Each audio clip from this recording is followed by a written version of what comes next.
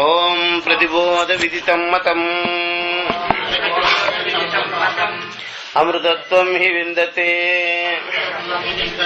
ఆత్మనా విందతే వీర్యం విద్యయా విందతే అమృతం. కాబట్టి ప్రతిబోధ విదితం మతం ఇదే ఆత్మజ్ఞానం. కాబట్టి ఈ రకమైనటువంటి ఆత్మజ్ఞానం ఈ ఆత్మ వివేక సామర్థ్యం వల్లనే కలుగుతుంది ఎవరికైనా కూడా. ఈ ప్రకారంగా ఆత్మ వివేకం వల్లనే ఇలాగా ఈ జ్ఞానం కలుగుతుందయ్యా. కాబట్టి ఈ జ్ఞానమే సరైన జ్ఞానం, సమ్య జ్ఞానం అని చెప్పి దీని మీద ఎన్ని రకాల పూర్వపక్షాలు ఉన్నాయో వాటికంతా కూడా సమాధానం చెప్పి చివరికి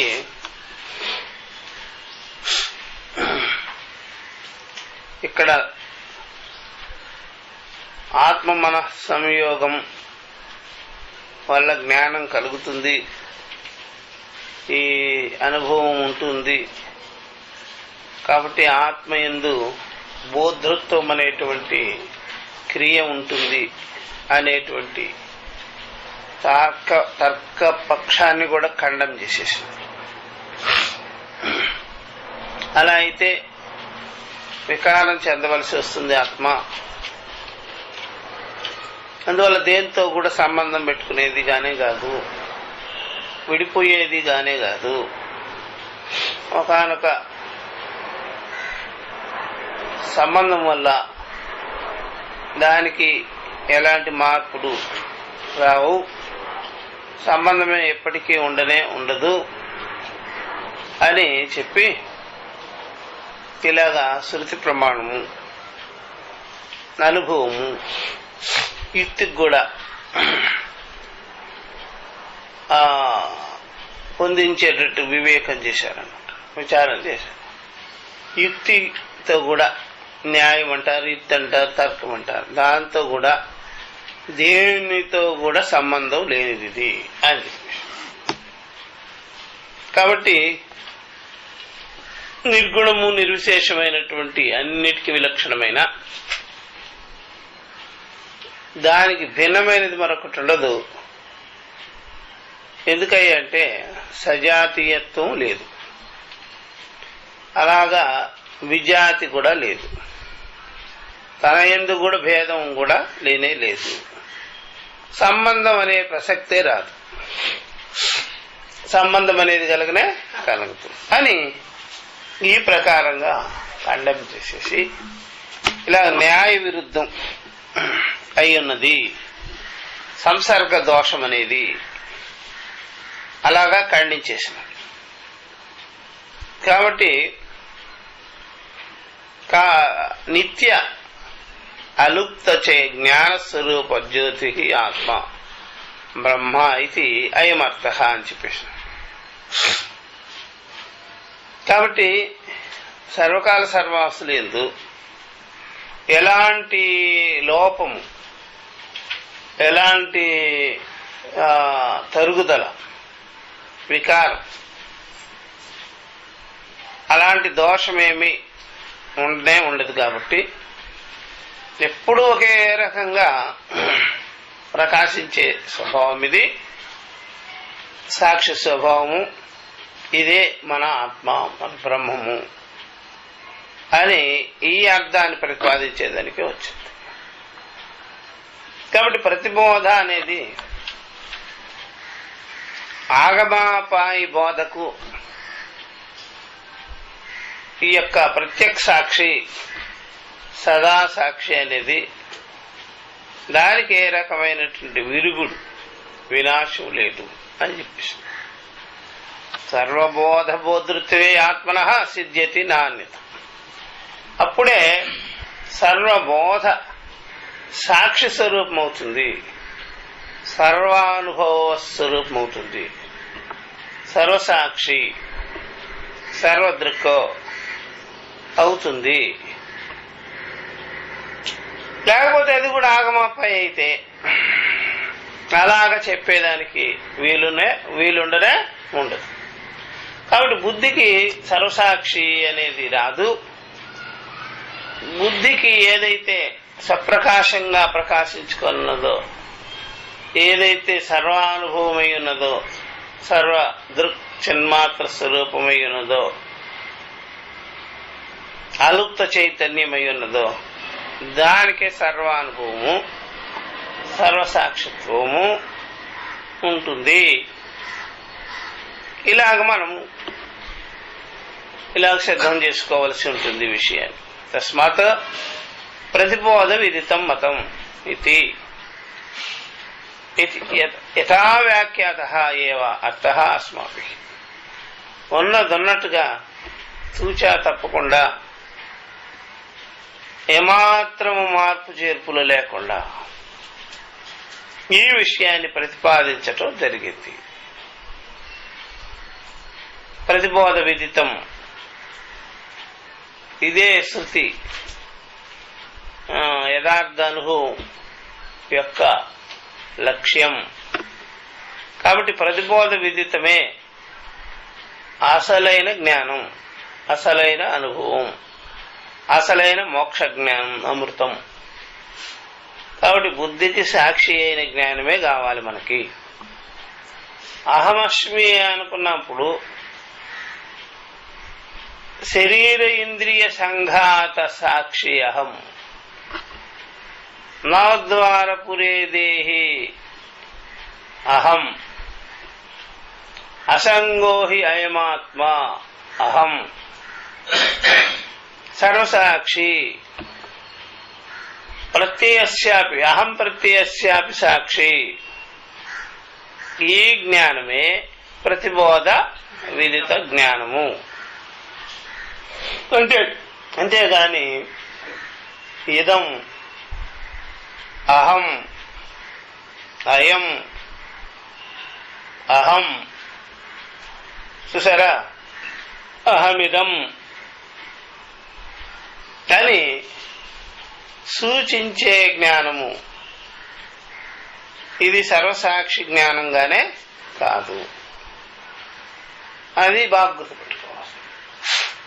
కాబట్టి అహం బ్రహ్మాస్మి అన్నప్పుడు, అయమాత్మ బ్రహ్మ అన్నప్పుడు, ప్రజ్ఞానం బ్రహ్మ అన్నప్పుడు, ఆ ప్రజ్ఞానానికే నేను అహం సాక్షి బ్రహ్మ. అయమాత్మ అన్నప్పుడు ఏది మనకి ఏ ప్రత్యయముగా మనకి దృశ్యమవుతున్నదో, అనుభవంలో ఉన్నదో, దానికి నేనే సాక్షి, నేనే అభేదం అనేటువంటి ఈ ఆత్మానుభవ లక్షణమే ప్రతిబోధ విదితం.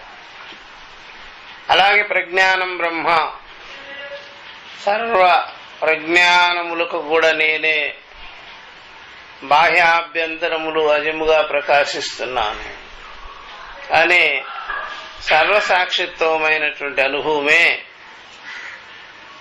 చూసారా, జ్ఞస్వరూపమే బ్రహ్మ అని తెలుసుకో. అంతేగాని ఇదమంశంతో చెప్పినట్టు కాదు. అదంతా అవన్నీ కూడా ఆత్మ అభేదంగా చెప్పినట్టు అన్నమాట. కాబట్టి ప్రజ్ఞానం అన్నప్పుడు ఇదం కాదు, చూసారా. అలాగే అయం అన్నప్పుడు కూడా, అయమాత్మ బ్రహ్మ అన్నప్పుడు కూడా దానికి కూడా ఇదమని చెప్పలా. తత్సాక్షి తత్సాక్షి తత్సాక్షి తదృక్ తదాత్మ తత్స్వరూప తద్వ్యాపక తదభేద అని చెప్పాడు. సర్వం కల్విదం బ్రహ్మ అని చెప్పినప్పుడు కూడా ఇదం అని కాదు, ఇదం తీసేయడమే. ఇదం సర్వం యదయమాత్మ, ఇది కూడా తీసేయడమే. చూసారా, ఆత్మా ఏవ ఇదకం సర్వం, ఇది కూడా తీసేయడమే. బ్రహ్మైవ ఇదకం సర్వం, ఇది కూడా బ్రహ్మం కంటే వేరుగా లేదని చెప్పడమే. ఇది అంటే వేరవుతుంది, బ్రహ్మం కంటే ఇది వేరు కాదంటే ఇది లేకుండా పోతుంది అట్లా. కాబట్టి ఈ ప్రకారంగా సర్వసాక్షిత్వాన్ని, సర్వవ్యాప్తత్వాన్ని, సర్వ అభేదాన్ని ఇలాగ చూపించాడు. ఇలాగ ప్రతిబోధ విదితంగానే తెలుసుకోవాలి ఆత్మను బ్రహ్మను అని చెప్పి ఈ అర్థాన్ని ఇక్కడ ఆపారు. తర్వాత ఇంకో భాష్య భాగంలో ఈ స్వరూపార్థాన్ని కూడా ఎవరైనా తనకు తానుగా ఈ జ్ఞానం ఉన్నదని, ఈ అనుభవం ఉన్నదని, ఇలాగా నేను తను తాను గుర్తించానని, స్వరూప వేద్యం జరిగిందని అలాగ వ్యాఖ్యానం చేసుకుంటే అది కూడా పొరపాటైపోతుంది. నన్ను నేనే తెలుసుకోవటం, నన్ను నేనే అనుభవించుకోవడం, నాకు నేను తెలిసి ఉండడం అనే అర్థం కూడా తప్పు అవుతుంది అని ఇది కూడా చూపించారు. యత్ పునః స్వసంవేద్యత ప్రతిబోధ విదితమితి యస్య వాక్యస్యార్థః వర్ణ్యతే తత్ర భవతి సోపాధికత్వే ఆత్మనః బుద్ధి ఉపాధి స్వరూపత్వేన వేదం పరికల్ప్య ఆత్మనాత్మానం వేత్తి సంవ్యవహారః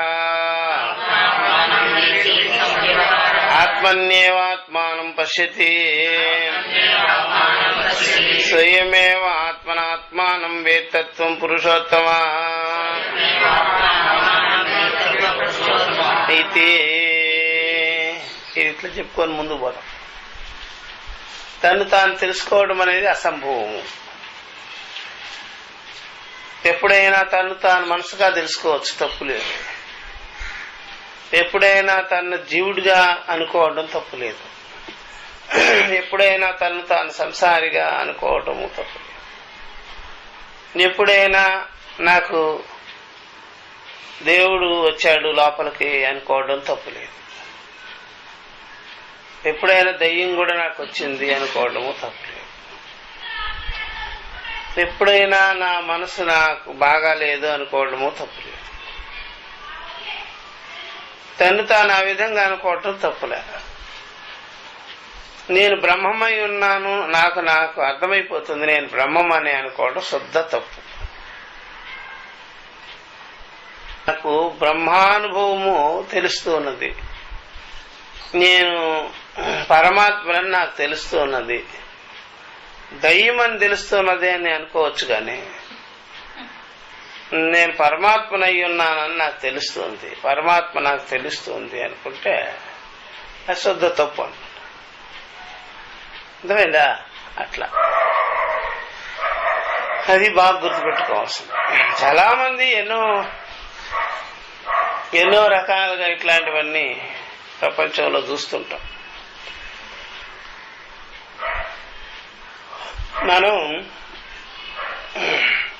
మనకి రెండు భాగాలు ఉంటాయి. ఇప్పుడే మన భారతదేశంలో వైదిక శాస్త్రంలో ఈ యొక్క మనకు ఈ కర్మలు, ఉపాసనలు, దేవతా ఉపాసనలు, ఫలసిద్ధి కొరకు చేసే వాటి, అలా జ్ఞానం అనేది ఎట్లా ఉంటుంది. కర్మకాండ భాగం అంతా పలు రకాలుగా ఉంటుంది, జ్ఞాన భాగం ఒకటే రకంగా ఉంటుంది. కర్మకాండ భావంలో ఎన్ని రకాలు చెప్పుకున్నా సరే అవన్నీ ఇంక్లూడింగ్ కర్మకాండ ఏమైపోద్ది, ఈజీగా కనిపెట్టేస్తారు మన వాళ్ళు. పెద్ద కష్టమేం ఉండదు దాని విషయం, ఈజీగా కనుక్కోవచ్చు. ఇలాగా ఎంతో ఇదివరకే ఎన్నో రకాల అన్ని జరిగాయి, వాద సంవాదాలన్నీ ఇక్కడే పరిసమాప్తమై. దేవుడు రావడం, దయ్యం రావడం, ఇట్లా ఎవరైనా చెప్పుకుంటే కూడా అవన్నీ వెంటనే ఏ భాగానికి చెందిందో కూడా చెప్పేస్తారు. అట్లాగా మన దేశంలో ఎవరికైనా సరే జాతక కథలన్నీ తెలుసుకోవడం, లేకపోతే దివ్య శక్తులు ఉన్నాయని, నేనే పూర్వజన్మం తెలిసిందాన్ని ఇట్లా అనుకుంటే అవి మనం జరిగిన కథల కిందకే దాన్ని లెక్క కడతాం, జమ కట్టేస్తాం. దొరికిపోయినట్టు జరిగినాయి, దాంట్లో ఇదొక భాగం జరుగుతూనే ఉంటాయి. అవన్నీ కూడా ఆ భాగం వేరు, అది అంతఃకరణానికి సంబంధించినటువంటి అలాగా తలుకు మెడుకు భావాలన్నీ వస్తూ ఉంటాయి, పోతూ ఉంటాయి. అవన్నీ కూడా యథార్థం కింద పరమార్థం కింద జమ కట్టరు. అదంతా కూడా దివ్యానుభవాలు భవ్యానుభవాలన్నీ మెంటలీ కిందనే తీసేసుకుంటాం. వాటికి ఆ పేరు దివ్యానుభవాలు భవ్యానుభవాలు, మానసికమైనవి, క్షణికమైనవి, ఆగమాపాయి, అనిత్య. దాన్ని ఉపనిషత్తులో చేర్చి యథార్థమని ఆయన చెప్పను. అందుకని ఇక్కడే ఎవరైనా వెళ్ళి దళాయిలామా వాళ్ళని ఒప్పించచ్చేమో గాని, ఏది నాకు దివ్య శక్తులు ఉన్నాయి, నాకు జాతక కథలన్నీ తెలుసు అని దళాయిలామా లాంటి వాళ్ళని బ్లఫ్ కొట్టించచ్చేమో గాని, మన ఇక్కడుండే స్వాముల దగ్గర ఆ పప్పులు ఉడకో పీఠాధిపతుల దగ్గరికి వెళ్ళి చెబితే వాళ్ళు నవ్వుకొని ఇవన్నీ పల్లెల్లో గలీ గలీ ఏమే హోతా హై అని చెప్పేస్తారు. ప్రతి గలీలో జరిగే విశేషాలే ఇది గొప్ప హైలైట్ చేయాల్సిన పనేమే, గలీలో హైలైట్ చేసుకుపో. అర్థమైందా? అంతేగాని ఇదేమో పెద్ద పరమార్థ విషయం లాగా హైలైట్ అయ్యేదానికి వీల్లేదే లేదు. లోకల్ గా అవన్నీ చేసుకోవచ్చు. ఆల్రెడీ చాలా మందికి పూనకాలు అవన్నీ వస్తూనే ఉంటాయి, లోకల్ హైలైట్ అయిపోతుంటారు. అదేదో పెద్ద ఇంటర్నేషనల్ అనుకొని ఇంకా ఏదో ఉపనిషత్తులు దాటిపోదాం అనుకునేదానికి వీల్లేదు. ఇక్కడే ఉంటాం. అది పెద్ద మనం ఒప్పుకోమను. ఉపనిషత్తులు అనే ప్రమాణంతో దాన్ని పదును పెట్టి వరబెట్టి చూస్తే వాటిలో ఆ స్వచ్ఛత ఉండవు. ఇక్కడ మనకి ఏంటంటే పరమార్థం అనేది ఉపనిషత్తు ప్రమాణములు అనేటువంటి దాంతో వరబెట్టి చూడాలన్నమాట. బంగారం కానీ చూడలా, అట్లా చూస్తే ఫెయిల్ అయిపోతుంది. అది దాన్ని నిలబడాలి. అది మన పీఠాధిపతులకు కూడా ఈ లెక్కొచ్చు. వాళ్ళు వ్యవహార విషయాలు మాట్లాడతారు, ఉపాసన విషయాలు మాట్లాడతారు. అదొక చాప్టర్ అంతే, వ్యవహారంలో చాప్టర్ అవి. అంతేగాని పరమార్థ విషయం మాత్రంగానే కాదు. అట్లా ఇలా బౌద్ధులకు కానీ అట్లాగా ఇతర మార్గాలను అనుసరించే వాళ్ళకి ఇంత ఈ వరరాయికి పెట్టి రాసేటువంటి పద్ధతి ఎక్కడా లేదు. మన దగ్గర ఉంది. అంటే రోడ్లు గోల్డ్ నగలు చలామణి అవుద్ది, మనకి శుద్ధ బంగారం కూడా చలామణిలో ఉంటుంది. కాబట్టి రోడ్లు గోల్డ్ కూడా మెరుస్తుంటే దాని బంగారం అని మనం కొనుక్కోం. అలా బంగారానికి బంగారం విలువ ఉంటుంది, రోడ్లు గోల్డ్కి కూడా దానికి విలువ ఉంటుంది. అవి వేసుకు తిరిగే వాళ్ళు ఉంటారు, ఇది వేసుకు తిరిగే వాళ్ళు ఉంటారు. చివరికి రోడ్లు గోల్డ్ దొంగలు ఇచ్చిన దొంగలు కూడా మనల్ని తంతారు. ఎందుకని ఈ వేసుకు తిరుగుతున్నావు ఏంటి, మేము బ్లఫ్ లో పడి బాగా పడిపోయాము అని 4 తన్ని కూడా వదిలిపెడతారు. ఎందుకని రెండో రోజు అవి వేసుకు రాకుండా మళ్ళీ ఒరిజినల్ వేసుకెళ్ళాలి. అందుకని అది వేరు, ఇది వేరు, దానికి దీనికి ఏం సంబంధం లేదు. అట్లా ఇలాగా అవి బాగా తెలుసుకోవాల్సినటువంటి. సో సంవేద్యత్వము అనే మాట, తను తాను తెలుసుకోవడము అనే మాట కూడా అదేదో దృక్స్వరూపమైనటువంటి అనుభవాన్ని, అద్వితీయమైనటువంటి అనుభవ స్వరూపాన్ని, శాఖలు లేని అనుభవ స్వరూపాన్ని అవయవాలు లేని అనుభవ స్వరూపాన్ని ఆ విధంగా చేయడం అనేది అంతఃకరణానికి సంబంధించిందే గాని ఏకమైన సాక్షిత్వంలో రెండో శాఖకి, రెండో అవయవానికి, రెండో తలంపుకి అవకాశమే లేనే లే.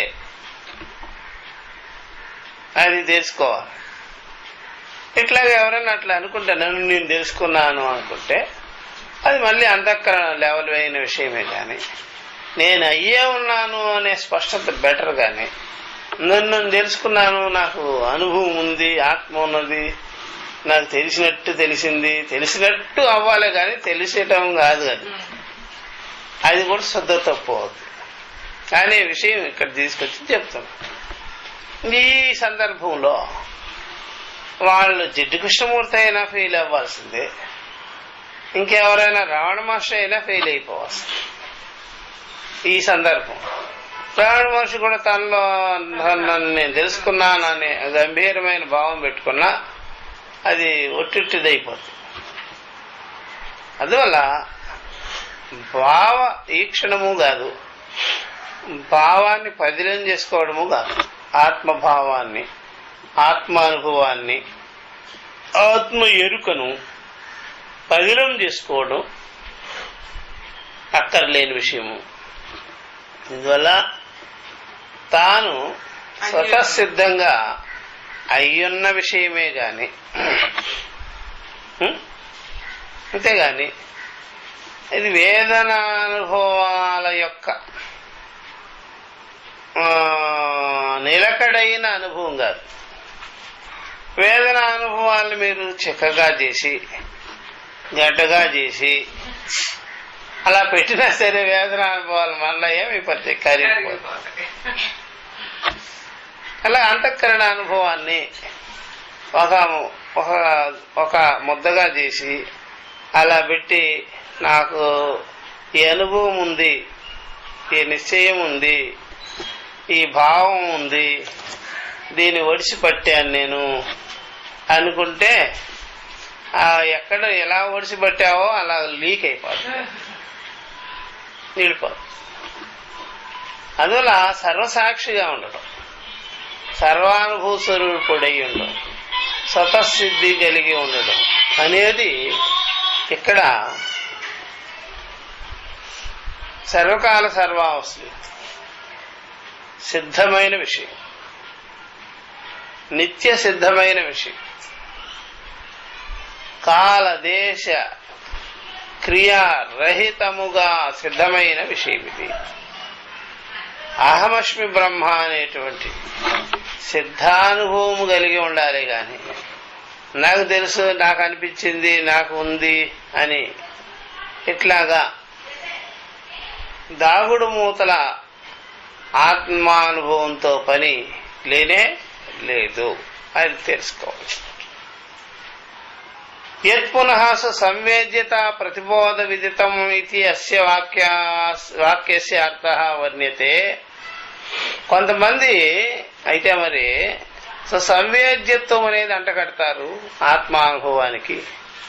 నన్ను నేను తెలుసుకున్నాను, నాకు ఆ అనుభవం ఉంది, ఆత్మానుభవం ఉంది, ఆత్మ అనుభవం ఉంది, నాకు గుండెలో దాడున్నట్టుగా, కడుపులో జ్వరం ఉన్నట్టుగా, నాకేదో లోపల ఏదో ఉన్నట్టుగా, నా ఆత్మానుభవం ఉన్నది అన్నట్టుగా అనేదానికి ఉంటారు. అది ఏదేదో అదే నిలబెట్టుకోవాలి అని ఉంటారు. అదంతా చివరికి సాక్షిత్వము కాకుండా పోతుంది. నేను సాక్షి ఉన్నాను అనేది కాకుండా ఆ విధంగా తెలియబడే వేదనానుభవం లాగా అయిపోతుంది. కాబట్టి ఇది కుదరని మాట అని చెప్పేదానికి ఇది ప్రతిబోధ విదిత జ్ఞానం కాదు. బోధకి సాక్షినై ఉన్నాను, నేనున్నాను, ఇలా ఉన్నాను, ఏ అనుభవంతో ఉన్నాను అనే మాట కాదు. అందువల్ల నేను ఎప్పుడు సాక్షినే, నేనెప్పుడు సాక్షి. అది ఉన్నా లేకపోయినా, తెలిసినా తెలియకపోయినా నేను సాక్షిగానే ఉన్నాను. నన్ను అలాగా చూసుకోవాల్సిన పని లేదు. ఇప్పుడు ఎవడైనా సరే అందరినీ చూసేవాడు ఒక అద్దం సైడ్ గా పెట్టుకొని ఎలా చూస్తున్నానో చూడడము అన్నట్టుగా అక్కడ ఉండొచ్చేమో గాని, సర్వసాక్షిని మళ్ళా ఒక చిన్న అద్దం ముక్క పెట్టి అలాగ చూడడం అనేది అసంభవం. ఎందుకని అంటే మళ్ళా అది దృశ్యంగా అయిపోతుంది. అందువల్ల దృశ్యానికి ఎతికించింది కూడా ఇక్కడ అవకాశం లేదు. కాబట్టి ఈ వాక్యానికి అర్థం ఇలాగా వర్ణించేదానికి ప్రయత్నం చేస్తారు. పత్ర ఇలా అనుకున్నట్లయితే జరిగే పొరపాట్లు ఇదిగో ఇది. తత్ర భవతి సోపాధికత్వే ఆత్మనః బుద్ధి ఉపాధి స్వరూపత్వేన భేదం పరికల్ప్య, అలాగ సోపాధికమైనటువంటి ఆత్మకు, చూసారా, సోపాధికమైన ఆత్మ అంటే ఉపాధి సహితమైనటువంటి ఆత్మకు, అంటే దేహేంద్రియ సంఘాత భావానికి, అహం జీవ అనే భావానికి, నేను ఏ విధంగా శరీరేంద్రియ మాత్రంగా ఉన్నాననే భావానికి, బుద్ధి ఆది ఉపాధులంతా కూడా స్వరూపానికి పెట్టి, బుద్ధి అది ఆత్మకు బుద్ధి ఆది ఉపాధి స్వరూపత్వేన భేదాన్ని పెట్టి, అలాగ నన్ను నేను తెలుసుకుంటున్నాను, వీటినంతా చూసేవాడిని నేను అనే మాట కూడా శుద్ధ తప్పు. అలా ఫిక్స్ ఉండకూడదు. సాక్షి ఈ బుద్ధి ఆది ఉపాధులు ఇలాగా చేసి బుద్ధి ఆది ఉపాధులకు సాక్షిగా, అవస్థాత్రయానికి సాక్షిగా ఉన్నాడు. తెలుసుకునేవాడుగా ఉన్నాడు ఆత్మ, అనుభవించేవాడుగా ఉన్నాడు ఆత్మ. కానీ ఇలాగా ఉపాధితో కలిపి ఉపాధి జన్యమైనటువంటి అనుభవాలతో ఆత్మజ్ఞానం పెట్టుకొని ఉండడం అనేది, అలాగ నన్ను నేను తెలుసుకోగలుగుతున్నాను, వీటికి నేను సాక్షి అని అనుకోవటం, అది అర్థం లేని విషయం. అందువల్ల కేవల సాక్షి, అద్వితీయ సాక్షిగా తను తెలుసుకోవాలి. కానీ ఇలాగా అన్ని పెట్టుకొని అరేంజ్ చేసుకొని నేను తత్సాక్షి అని, నాకు ఈ అనుభవం ఉందని, సాక్షి రూపుడైన అనుభవం నాకుందని ఇలాగా అనుకోకూడదు.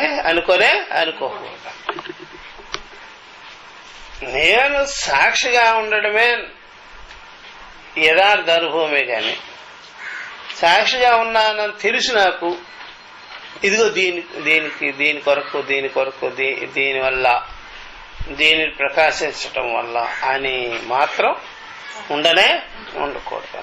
నేను సాక్షి. అందువల్ల అవి ఉంటే ఎంత, ఉండకపోతే ఎంత, నేను సాక్షి అని ఉండదు.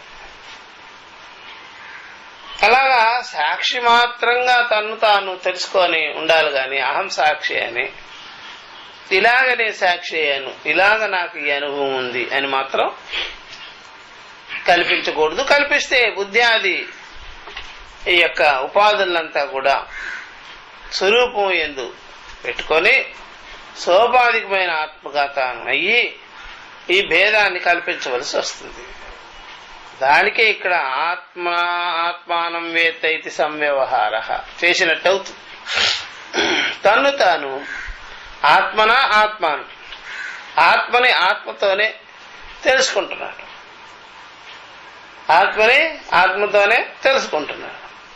అది ఎట్లాగయ్యా అంటే, తాను ఆత్మగా ఉండే ఆత్మస్వరూప జ్ఞానం పెట్టుకొని ఉన్నాడు.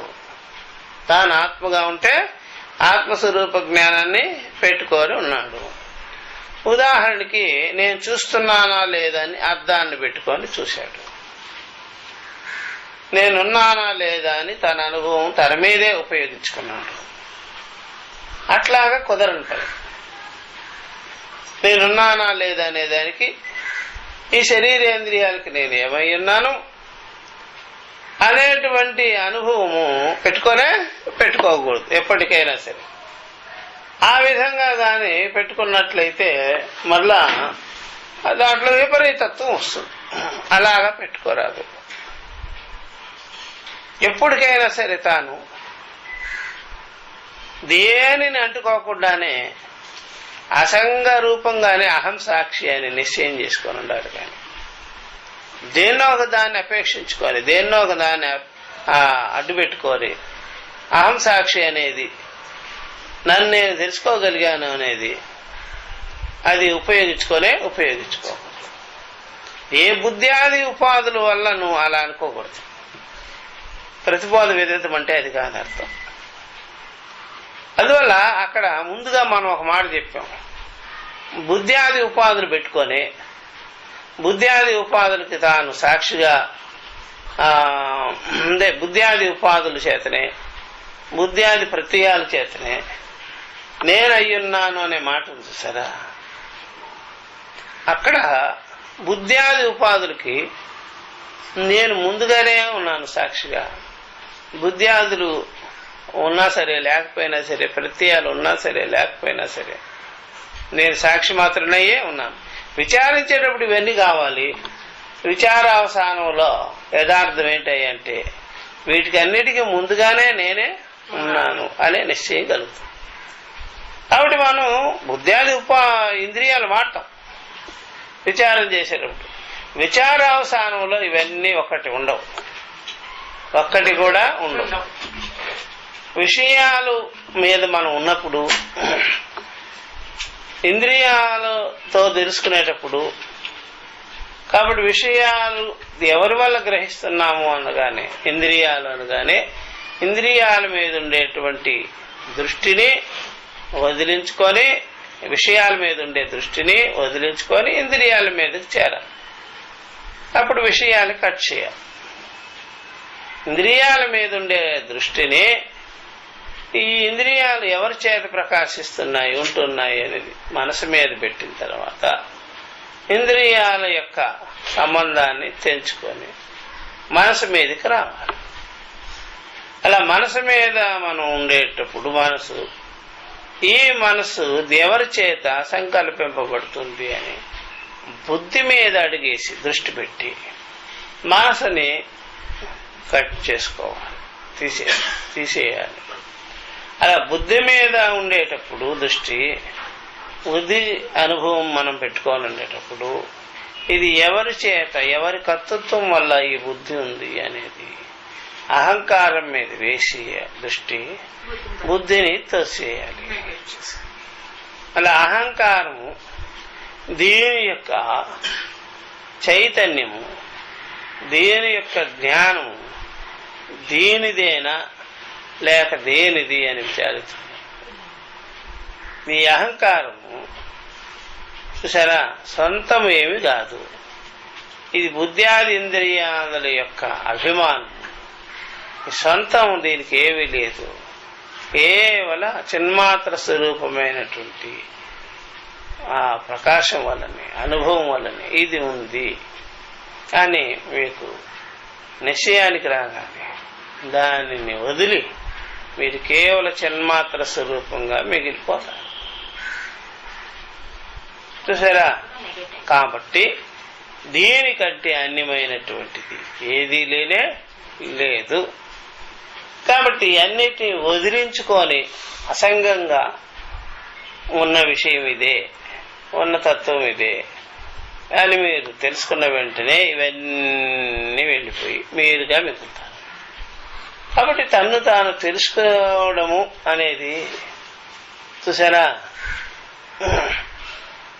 తెలుసుకునేదానికి ఏమీ లేదు. ఇక్కడ తాను తప్ప రెండవది లేదు అనేదానికే ఉంది ఆ పద్ధతి.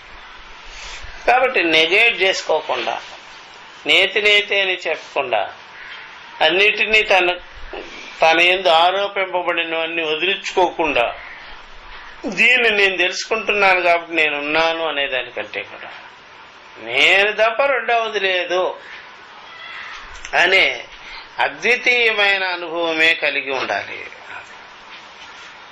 అదే తెలుసుకోవాల్సి. అంతేగాని ఆ భావం ఒకటి మిగిలి ఉండరాదు లోపల. కాబట్టి ఆత్మన ఆత్మానం వేతీతి సంవ్యవహార అన్నమాట. కాబట్టి ఈ పక్షము బౌద్ధుల్లో నుంచి కూడా పుట్టచ్చు. ఒకనొక వేదాంతి అని తెలుస్తుంది, బౌద్ధుల్ని అనుసరించిన వేదాంతి.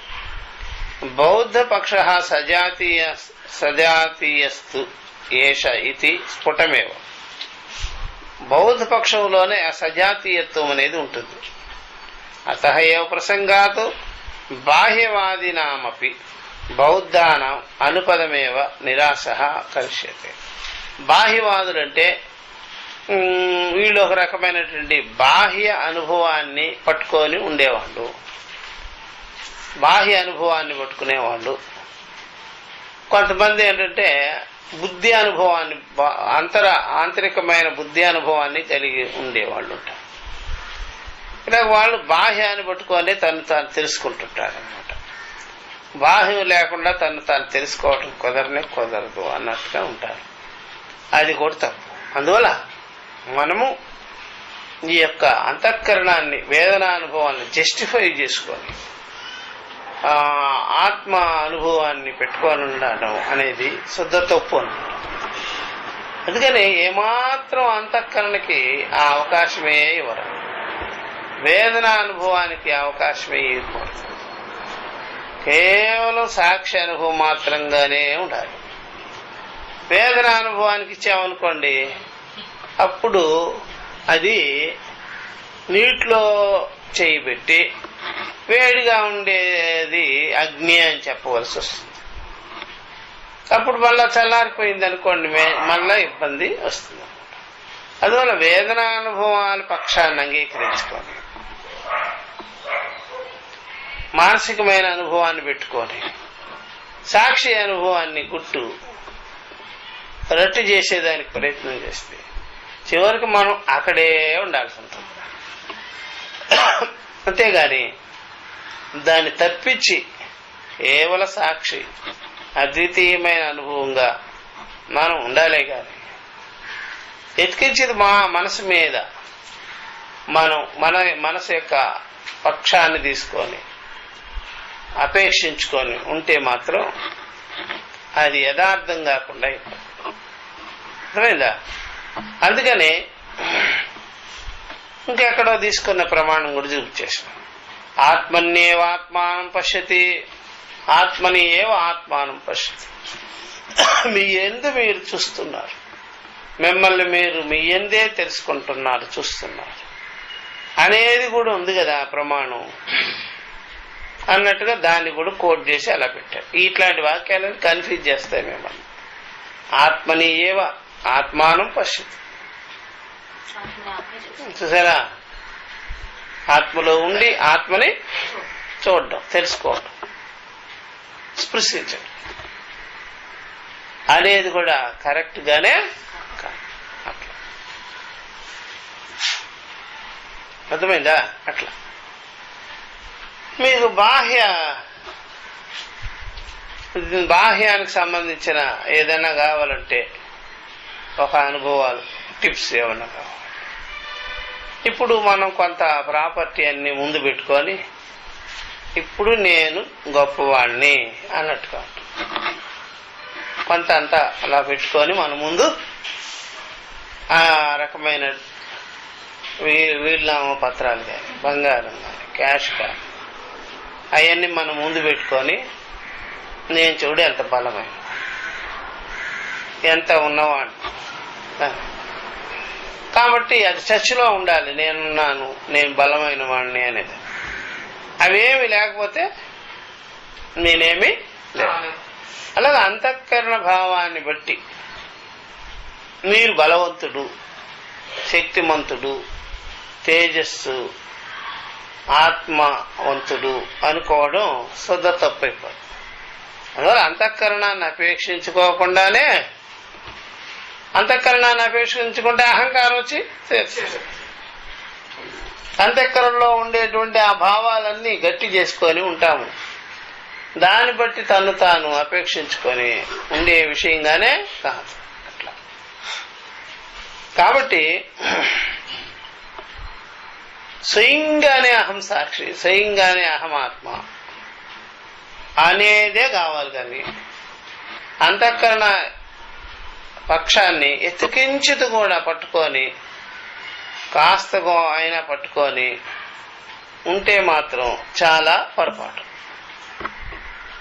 చాలా పొరపాటు. అట్లా అస్సలు టచ్ చేసుకోకూడదు. అందువల్ల ఇలా పట్టుకొని నేనున్నా అనుకో, ఇలా పట్టుకొని నేనున్నాను, ఇలా పట్టుకొని నేనున్నాను, అలాగా ఇలా పట్టుకొని నేనున్నాను. ఇది తప్పు. అట్లాగా ఎవరినైనా అట్లా పట్టుకొని నేనున్నాను, ఎన్నిటికీ నేను విలక్షణంగా అసంగంగా దేన్ని పట్టుకోకుండా నిరపేక్షంగా అహం సాక్షి అనేదే స్పష్టత ఉండాలి. అహం సాక్షి అని. అంతేగాని ఒక కట్టగట్టుకొని అలాగా మనం ముద్ద చేసుకొని అలాగా నేనున్నాను అని రాదు. అంటే మళ్ళీ దేహేంద్రియ సంఘాత వేదనానుభవ జనితమైన అనుభవం అయిపోతుంది. అందువల్ల ఆత్మని ఏవ ఆత్మానం పశ్యతి స్వయమేవ ఆత్మనాత్మానం వేత్తత్వం పురుషోత్తమ గీత 10వ అధ్యాయంలో విభూతి యోగంలో అర్జునుడు పొగుడుతున్నాడు. ఆహా కృష్ణ పురుషోత్తమ, నిన్ను నీవే తెలుసుకోగలుగుతున్నావే, నిన్ను నువ్వే వ్యాపకంగా సర్వవ్యాపకంగా విశ్వరూపుడుగా నిన్ను నువ్వే తెలుసుకోగలుగుతున్నావు. నేను అలా చేయలేకపోతున్నా, నన్ను నేను తెలుసుకోలేకపోతున్నా, నిన్ను నువ్వు తెలుసుకోగలుగుతున్నా అనే మాటలు అర్జునుడి ద్వారా. ఇవన్నీ మీరు నిరుపాధికత్వాన్ని చెప్తుంది అని మాత్రం అనుకోవద్దు. ఇదంతా కూడా సోపాధికత్వము అపేక్షత్వము ఉంది ఇక్కడ. అది చెప్తున్నారు ఇప్పుడు. అట్లాగా తెలుసుకొని తను తాను తెలుసుకునేవాళ్ళు, తన జ్ఞానం తనకున్నవాళ్ళు అని ఎవరైనా అనుకుంటే పొరపాటేది. అందువల్ల ఈ ప్రకారంగా తాను ఇలాగా నిశ్చయం ఉండాలి. కానీ ఎవరికైనా అహం సాక్షి, అహం ఆత్మ, అహం బ్రహ్మ అనేది వాళ్ళకి ఆ రకమైనటువంటి డిస్ప్లే అవ్వవలసిన పనిలే. ఆ అనుభవము డిస్ప్లే అవ్వవలసిన పని లేదు. అర్థమైందా? అలాగలేదు. అట్లా ఇక్కడ ఎవరైనా నేను అహం సాక్షి అనే అనుభవము నీకు ఉన్నదే అని నువ్వు ఎలా చెప్పుతావు అని ఎవరైనా అడిగిన వాడికి ఫాల్స్ అవుతుందే గాని, చూసారా, అహం సాక్షి అనేవాడు ఎవరైనా సరే చెప్పేవాడు ఆ మాట కరెక్టే. వాడు అబద్ధం చెప్పినా అది కరెక్టే. వాడు సరిగ్గా నిశ్చయం లేకపోయినా అది కరెక్టే. ఆ మాట అహం సాక్షి అని. వాడు ఆ మాట వదిలాడు, వాడికి ఆ నిశ్చయం లేదు, అయినా మాట కరెక్టే, ఆ మాట కరెక్టే. అట్లా ఆ మాట వదిలేని మాట కరెక్టే, వాడికి నిశ్చయం లేకపోయినా మాట కరెక్ట్ అవుతుంది. అర్థమైందా? ఎందుకని అంటే నిశ్చయాలతో పని కాదు అక్కడ. మాటతో పని అంటారంటే మాట సూటబుల్, ఆ మాటకు అర్థం వాడికి తెలుసో తెలియదో గాని బ్రహ్మవేత్తలు మాత్రం కరెక్ట్ అయిన మాట ఇది అంటారు. కరెక్ట్ అయిన మాటే అని చెప్తారు. ఇప్పుడు ఆ మాటకు అర్థం రాబట్టాలి అని ఉపనిషత్తులు అడిగితే సాక్షిత్వం అనేది ఆత్మ యొక్క స్వరూపమే కదా, నిజమైన మాట. సాక్షిత్వం ఆత్మే, దానిలో ఏమాత్రం కూడా డౌట్ లేదు. ఆ ప్రకారం అందువల్ల నేను సాక్షిని అయ్యే ఉన్నానా లేదా అని ఇంకేదైనా సరే వాడు ఇంకా వేరే ప్రమాణాలని మనసుని దేన్నైనా అపేక్షించుకుంటే మళ్ళీ తప్పవద్దు. తాను సాక్షి. ఏదే ప్రమాణాల మీద ఆశ్రయించుకోవాల్సిన పని లేనే. వాక్తో ఎలాగా ఉన్నదన్నట్టుగా నువ్వు కక్కావో అలాగే ఉండాలి అనుభవం కూడా. తడుక్కునే పనే లేదు, అలాగే పెట్టుకోవాలి. అనమంటే అన్నావు, అలాగే నిశ్చయం కూడా ఉండాలి. అలాగే నిశ్చయం. అనమంటే అన్నాం కదా, చిలకు కూడా అనేస్తుంది. చిన్న పిల్లలు కూడా అంటారు అహం సాక్షి అని చెప్పంటారా అంటే అహం సాక్షి అని పిల్లలు చెప్పేసిన, నిజమైన మాట చెప్పించేసిన. ఆ నిజమైనటువంటి నిశ్చయం ఉందే అది చెప్పించము, నిజంగానే నీకుండాలి. నిజమైన మాట 100 మందితో చెప్పించాము, నిజమైన నిశ్చయము నీకే ఉండాలి. అది మేము చెప్పించే పనిలే. మళ్ళా నిజమైన నిశ్చయాన్ని నీతో చెప్పించాలంటే, నీకు ఉంచాలంటే మేమేదో అపేక్షించుకోవాలి, ఏదో దానికి యాడింగ్ అతికించి పంపేయాలి నీ ముందు. అట్లా కుదరదు. అలాగా మాట ఎలాగ చెప్పించామో నిశ్చయం అలాంటిది కాదు. ఆ మాట సత్యమైనదే. సరే, అలాగే నిశ్చయం కూడా నా ప్రకారంగానే సత్యంగా ఉండాలి. దేన్ని అపేక్షించుకో. యద్రూపేణ ఎన్నిశ్చితం తద్రూపంలో వ్యభిచారం. ఏది ఎట్లా ఉండాలో అట్లాగే ఉండాలి. అట్లా చూసారా, అది బాగా గుర్తుపెట్టుకోవాలి. నతో నిరుపాధికస్య ఆత్మన ఏకత్వే. నిరుపాధికమైనటువంటి ఆత్మ ఏకమైనది కనుక స్వసంవ్యాజ్యత్వం అనేటువంటిది, పరసంవ్యాజ్యత్వం అనేటువంటిది అది సంభవించదు. దానిలో ఒకటే కదా అది. సజాతి విజాతి సగటు భేదాలు లేవు. దేంతో కూడా అపేక్షించుకో ఉండేది కాదు. ఏది లేదు దాని ముందు.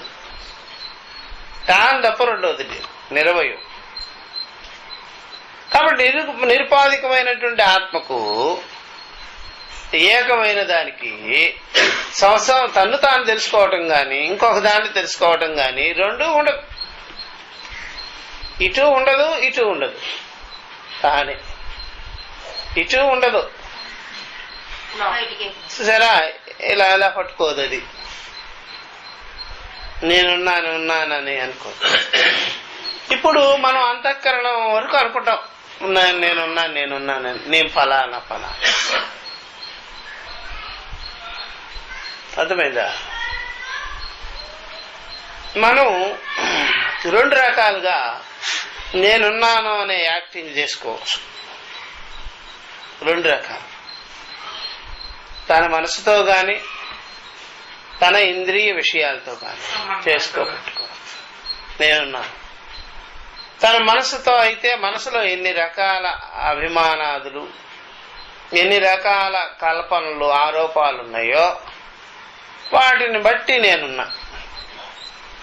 అట్లా బయట విషయాలను బట్టి ఇది ఎవరిదవుతుంది, ఇది ఎవరిదవుతుంది, ఇది ఎవరిదవుతుంది, ఈ పిల్లలు ఎవరిదవుతుంది, ఈ భర్త ఎవరిదవుతుంది, ఈ భార్య ఎవరిదవుతుంది, ఈ పొలం ఎవరిదవుతుంది, నాదేగా. నేను ఇలా ఉన్నా. బయట విషయాలు పెట్టి లింక్ పెట్టి నేనున్నా. అలా మనసులో భావాలు పెట్టి నేనున్నా కదా. ఇలాగ తను తాను ఐడెంటిఫై చేసుకోవచ్చు, తను తాను తెలుసుకోవచ్చు. ఇట్లా ఆయన్ని లోపలిది పెట్టి బయటది పెట్టి. నిరుపాధికము, ఏ ఉపాధులు లేదు దానికి. ఏ ఉపాధులు లేకుండానే తనకు తానే ఏకమైన దాన్ని ఇలాగా వేదనానుభవాలు, బాహ్యానుభవాలు పెట్టి ఎలా తెలుసుకోగలుగుతాం? సంభవం కాదు. అందుకని ఏ కనెక్షన్ కట్ చేసేసి ఇంకా మీకు బాహ్య దృష్టాంతాలు చెప్పాలంటే నీకు ఎప్పుడైనా సరే ఇష్టమంతా నీకు మనసులో కనిపించిందా? అబ్బా కనిపించదు. అది నాకేం అక్కర్లేదు.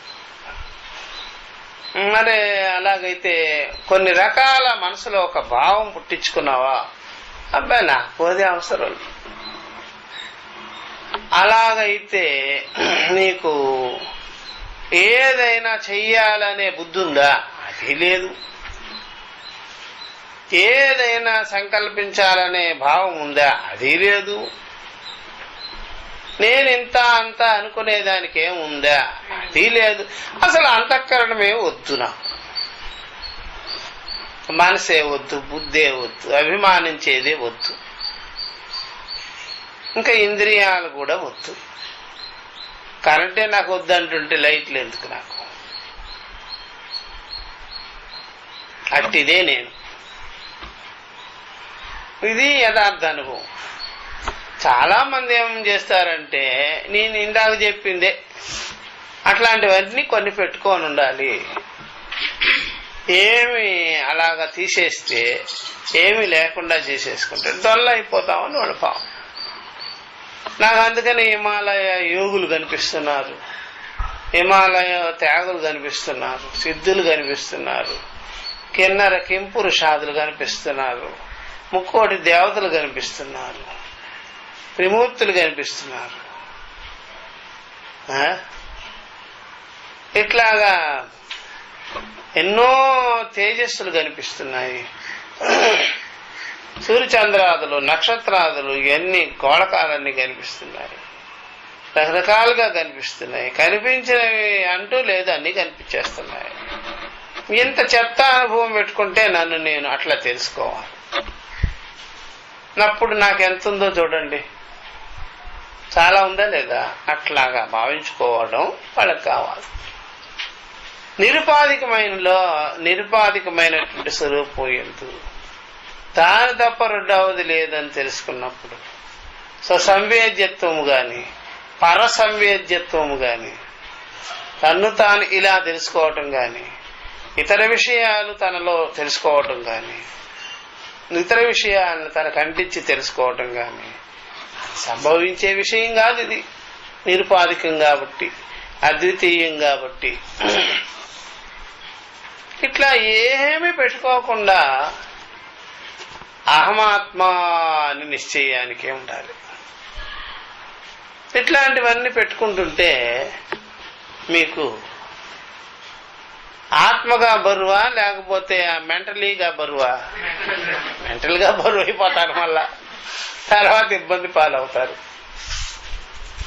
అర్థమైందా?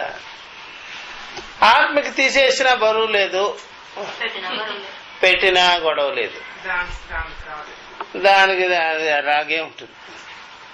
సూర్యుడు బురదలో పడినా ఏమంటాడు, స్వచ్ఛమైన నీటిలోనూ అంటాడు, ప్రకాశమే అట్లా. ఇట్లాగా ఆత్మ స్వరూప జ్ఞానము అసంగంగానే, సర్వసాక్షిత్వంగానే, నిర్లేపంగానే, నిర్వయంగానే, నిత్యశుద్ధముగానే, అసంగంగానే తెలుసుకొని నిశ్చయం చేసుకొని అహమస్మి అని ఉండాలి. కానీ ఏదో ఒకటి అంటించేసేసి దాన్ని అలా పెట్టుకొని ఉండడం బట్టి మీకే ట్రబుల్. సంవేదన స్వరూపత్వాత్ చెప్తున్నారు. సంవేదన స్వరూపత్వాత్ సంవేదనాంతరాపేక్ష న సంభవతి యథా ప్రకాశస్య ప్రకాశాంతరాపేక్షాయాః న సంభవః తద్వత్. మీకు ఎప్పుడైనా సరే బాగా గుర్తుపెట్టుకోవాలి, మనం ఉన్నాము అంటే అలాగ ఉండాలి చెప్పినట్టుగా, శృతి ప్రతిపాదితమే. లేకపోతే లేనిపోని గొడవలు అనేస్తాం. మీ ఇంట్లోకి ఏదైనా వెళుతూ ఉందంటే పాల ప్యాకెట్లు, కూరలు, పళ్ళు, ఇల్లు. మళ్ళీ పొద్దున్నే చెత్త బుట్ట బయటకు వచ్చేస్తుంది.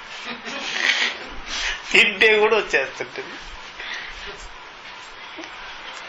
అర్థమైందా? మళ్ళీ బయటికి వచ్చేస్తుంది చెత్త. అసలు మీ దగ్గర ఏమీ లేదనుకోండి, వచ్చేది ఉండదు, పోయేది ఉండదు. ఏమీ లేదుగా మీ స్వరూపంలో. పెట్టింది ఉండదు, తీసేది ఉండదు, ఏముండదు. అట్లా తెలుసుకోవాలి. నేను ఆత్మస్వరూపుణ్ణి అనే సునిశ్చయ జ్ఞానానికి ఎవరితో కూడా మీరు టైఅప్ అవ్వాల్సిన పని కోన్కిస్క ఎవడున్నాడు, ఎవ్వరితోనూ పని లేదు. ఇక దళై లామాతో పని లేదు,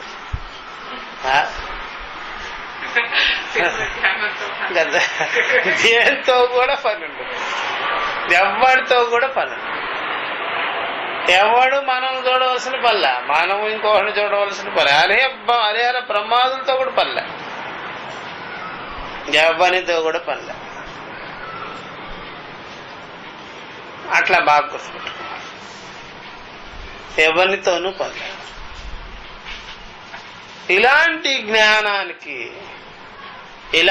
జ్ఞానికి ఎవడు కూడా గుర్తించటం సాధ్యపడదు. వస్తే కూడా లేనిపోయినవన్నీ ఉంటాయి. వీళ్ళకి కూడా ఎవరితోనూ పని లేదు, తనకు తానుగా ఉంటాడు.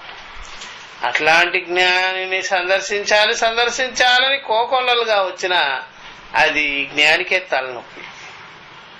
ఎందుకని? ఏంటి ఇక్కడ సందర్శించేది ఏముంది బా, చేస్తే టీచింగ్ కావాలి. ఆ టీచింగ్ మీరు అర్హులే కాదు, దర్శించుకునే వాళ్ళు అర్హులే లావు తప్ప.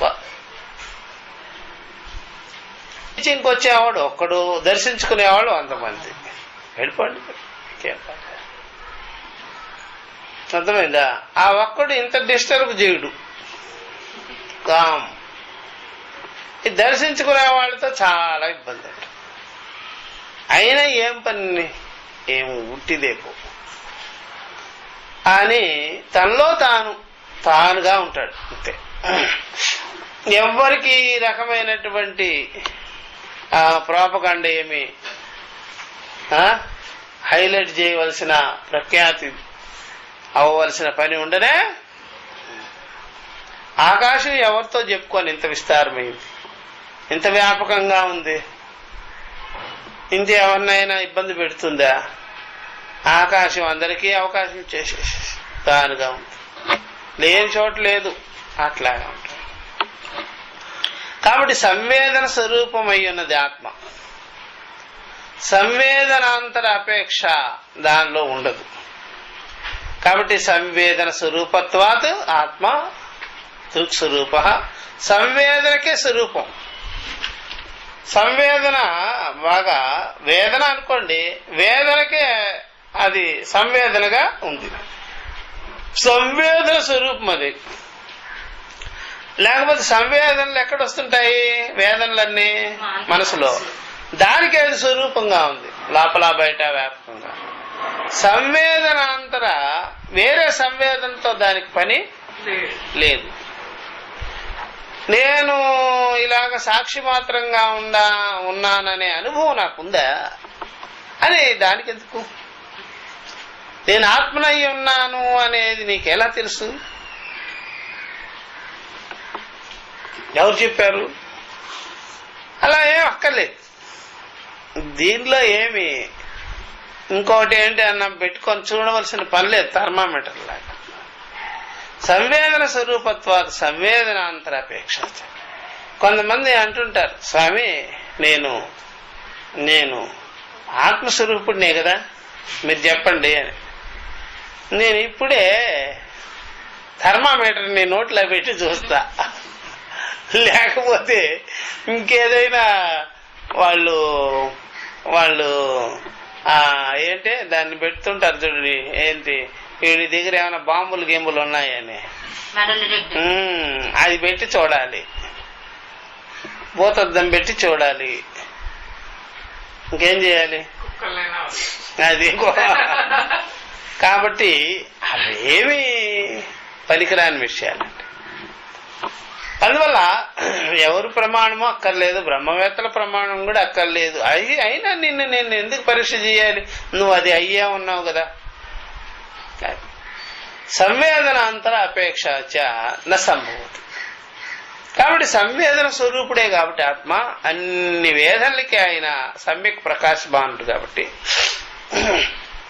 అన్నిటినీ ప్రకాశించేటువంటి తత్వానికి ఇంకొక ప్రకాశంతో ఏం పని, ఇంకొక అనుభవంతో ఏం పని? అక్కర్లేని విషయం, అక్కర్లేని విషయం అది. కాబట్టి ఇంకలాగా పోగేయవలసిన పనిలా, నాకింత జ్ఞానం ఉంది జ్ఞానం ఉందని ఇతరులతో చెప్పించుకోవాల్సిన పనిలా, తనకు తానుగా గుండెలు బాదుకోవాల్సిన పని లేదు, ఇంకేమీ అక్కర్లా, తానుగా అలా ఉంటే సరిపోతుంది. అట్లా అసలు నీకు స్పష్టమైతే నీకే అది ఉంది, నీకే తెలుసు, నువ్వు అలా వెంపర్లాడవలసిన పని లేదు. సంవేదనాంతరాపేక్ష. ప్రతి కవి గాని ఒక రచన రాసి సమాజానికి చూపించుకుంటాడు, ఒక పాట పాడేవాడు కూడా ఊరుకోడు. త్యాగరాజుల్ని వీళ్ళు హైలైట్ చేస్తున్నారే కానీ ఆయన హైలైట్ అవ్వాలని లేదు. త్యాగరాజు ఎప్పుడు హైలైట్ అవ్వలే, అర్థమైందా? ఆయన టాయిలెట్టే అయిపోయాడు. ఆయన హైలైట్ లేదు. వీళ్ళు ఆయన పాటలు పడుకొని ఇది గుర్తుపెట్టుకోవాలి. అందుకని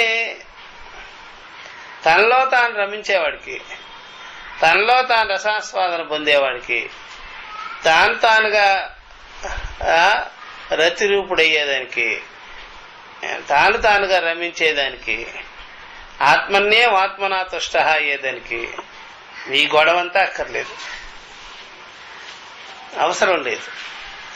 కాబట్టి సంవేదనాంతర అపేక్ష నా సంభవం. అందుకని ఎవడైనా ఎతికించింది ఏమైనా విశేషం నేర్చుకున్నాడంటే దాన్ని బయటికి కక్కేంత వరకు, ఏదో ఒక్కొక్క గడ్డి తినేస్తే కక్కుతూ ఉంటుంది కదా, అట్లాగే వీళ్ళందరూ ఏదో ఒకటి చెత్త తినేసి దాన్ని బయటికి కక్కుతూ ఉంటారు, కనిపిస్తూ ఉంటారు ప్రజల్లో. ఉండబట్టదు కదా, జీర్ణం కాదు లోపల.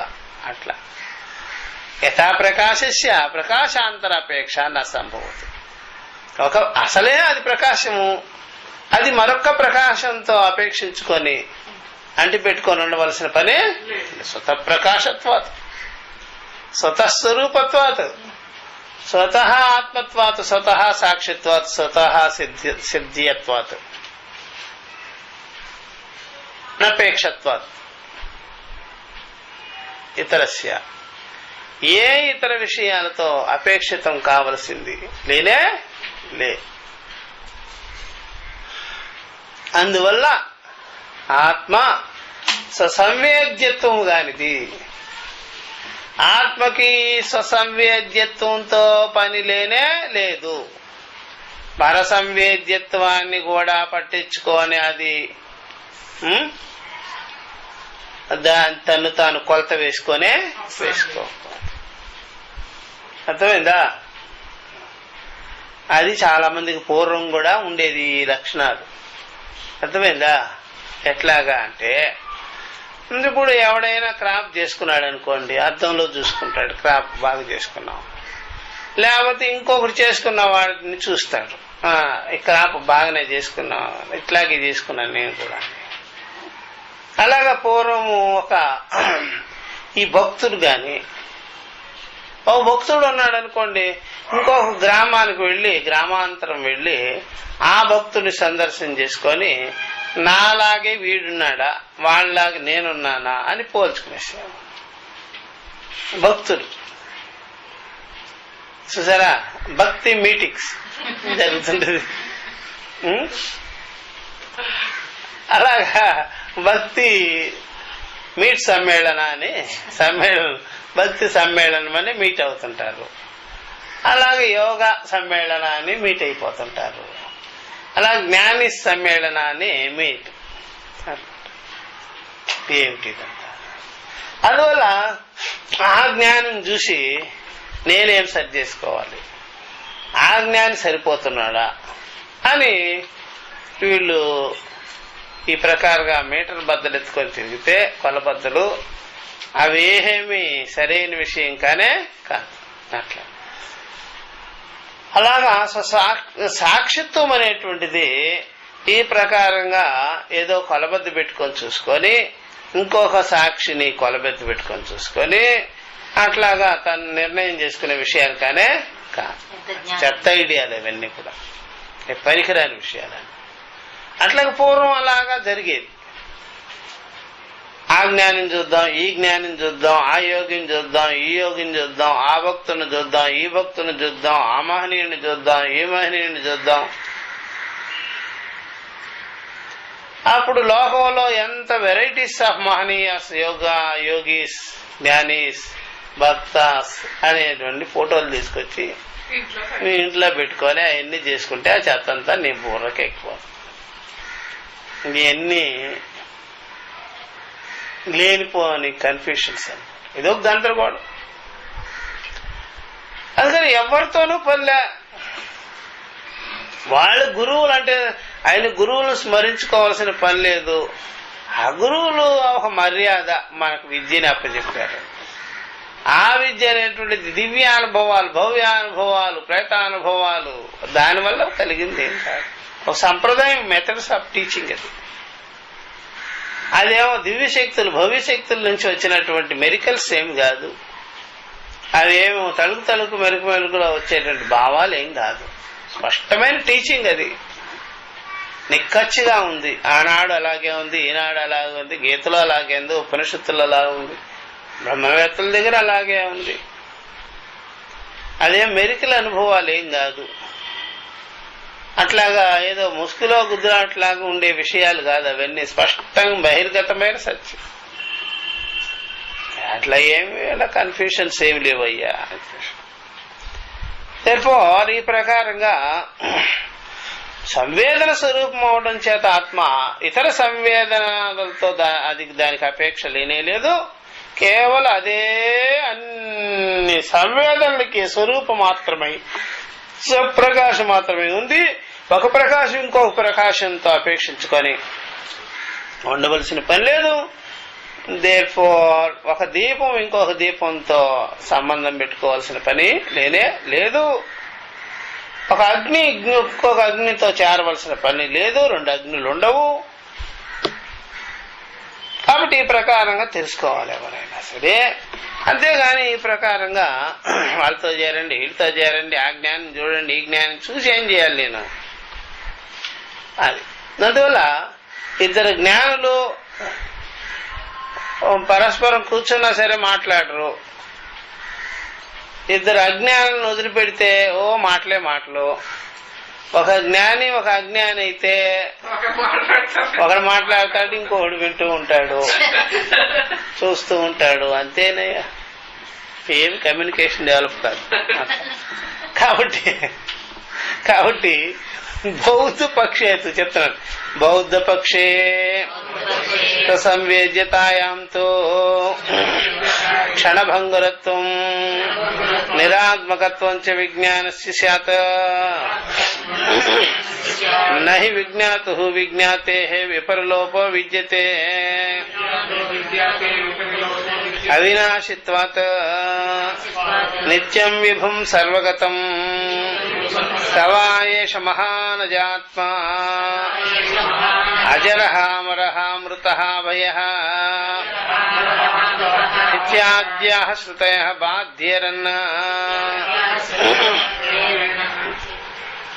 అందుకనే ఇంతవరకు కూడా ఉపనిషత్తులు అందరి గ్రాణేంద్రియాల్లో శ్వాసగా ఉన్నట్టుగా, అందరికి శ్వాసగా ఉండేటువంటి ప్రాణము వాయువు, అది ఎక్కడా పీఠం పెట్టుకోలే.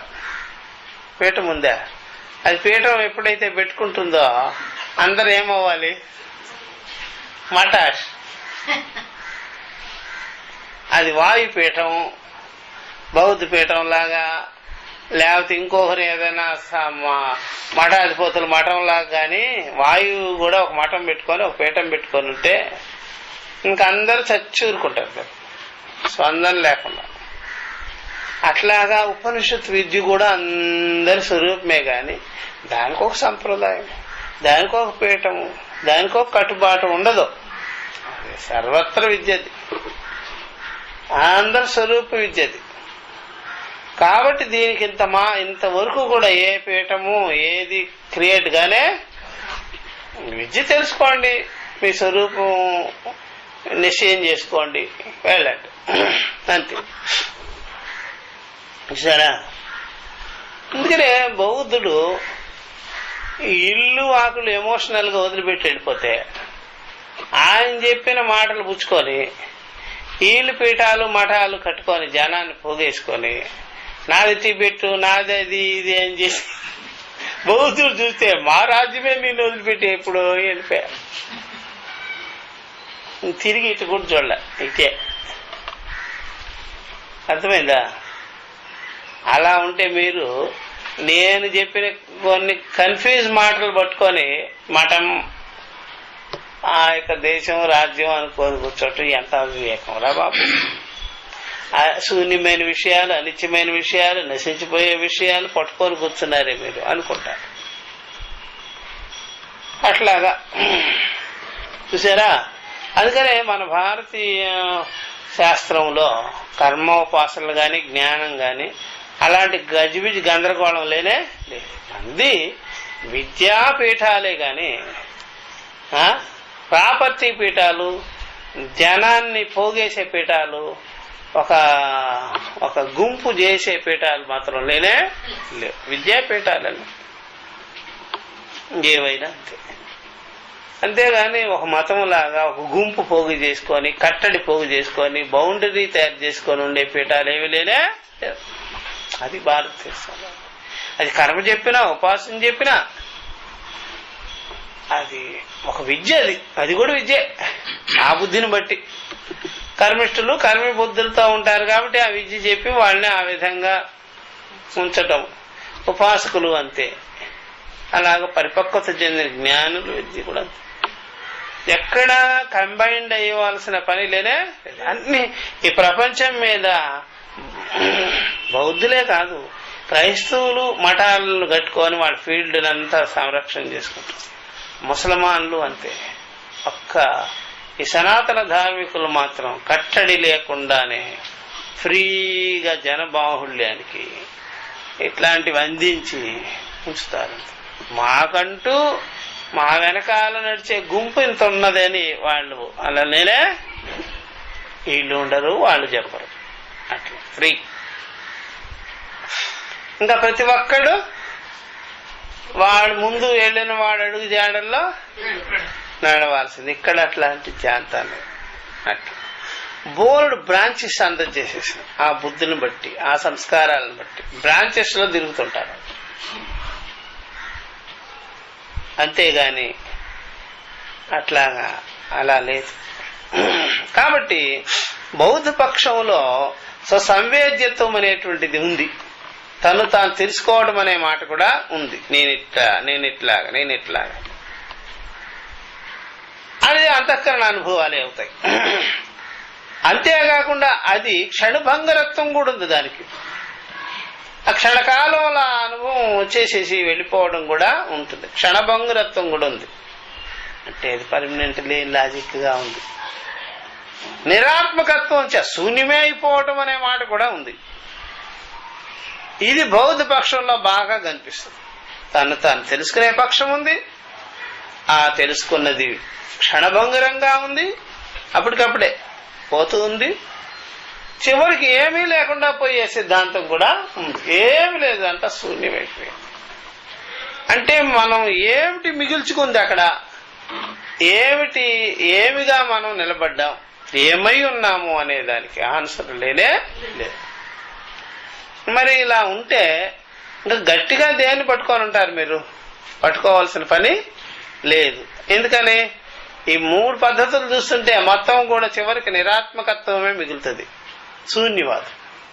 శూన్యవాదానికి మీకు ఎవడైనా అడిగాడు అనుకోండి, చైనా వాడే శూన్యవాదం కదా, మళ్ళీ ఎందుకు పట్టుకోవటం, వదిలిపెట్టి పోతే పోయా అంటే వదిలేదానికి ఉన్నారా? శూన్యవాదులకు ఎందుకు ఇవన్నీ? సర్వం శూన్యం శూన్యం, సర్వం సలక్షణం సలక్షణం, సర్వం క్షణికం క్షణికం అనేదానికి బౌద్ధులు ఈ స్లోగన్స్ వాళ్ళవి మాధ్యమిక కారికల్లో ఉంటాయి. నాగార్జునుడు రాసిన మాధ్యమిక కారికం. కాబట్టి ఈ ప్రకారంగా ఇది వాళ్ళకు ఉండేది విజ్ఞానస్య శాతం. వాళ్ళ విజ్ఞానమే ఇంత. సంవేద్యత ఉంది, తను తాను తెలుసుకునే అనుభవం ఉంది. ఆ విజ్ఞానం క్షణభంగరం అయిపోవడము ఉన్నది, ఆ విజ్ఞానం శూన్యమైపోవడం కూడా ఉన్నది. అయ్యా మేము చెప్పేది ఏంటంటే నహి విజ్ఞాతు విజ్ఞాతే విపరిలోపో విద్యతే అవినాశిత్వాత్ అని మన ఉపనిషత్తుల్లో స్పష్టం. విజ్ఞాతు తెలుసుకునేవాడు, వాడి యొక్క విజ్ఞానము, ఆ యొక్క జ్ఞానము తెలివి ఎరుక పరమార్థం అవడం చేత, నిత్యం అవడం చేత చైతన్య చిత్ స్వరూప ప్రకాశము విపరిలోపో నహి విద్యతే. దానికి విపరిలోపం అనేటువంటిది ఉండనే ఉండదు. నిత్య అలుప్త చైతన్యం, నిత్య అలుప్త చైతన్యం, ఎప్పటికీ అలుప్త చైతన్యమే, లోపించని చైతన్యం. అవినాశిత్వాత్, వినాశమే లేదో. ఇలాంటిది ఉపనిషత్ ప్రతిపాదితమైనటువంటి విద్య. మీరు చెప్పేదానికి ఇక్కడికి ఎంత వ్యత్యాసం ఉంది? నిత్యం విభుం సర్వగతం, ముండకంలో నిత్యమైనది, విభు అంతటా ఉన్నది, సర్వగతం అన్నిటినీ చేరుకొని లోపల బయట ఉన్నది. సవాయేష మహానజాత్మ, ఈ మహానజ ఆత్మ ఉన్నది, ఈ అనుభవము, ఈ ఆత్మ.